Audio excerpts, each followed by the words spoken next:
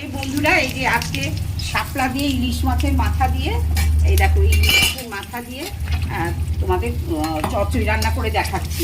এই কালো জিরে আর কাঁচা লঙ্কা ফোড়নে দিয়েছি। এবার শাপলাটা এবার দিয়ে দিচ্ছে।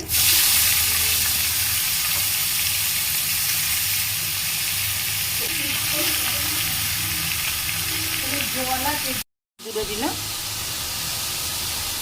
নুন দিয়ে মাখানো, ওই জন্য নুনটা দেবো না, প্রচুর জল বেরোয় যায়। ইলিশ মাছের মাথা দিয়েছি, ভেঙে দিয়েছি, হ্যাঁ, একটু জিরের গুঁড়ো দিলাম। তো মশলা খুব একটা লাগে না। এই দেখো ওই মাথা ভেঙে ভেঙে দিয়েছি এর মধ্যে। আর জল একদমই দেওয়া হবে না, সামান্য একটু ছিটে দিলাম, দিয়ে এবার তোমাদের নামিয়ে দেখাবো।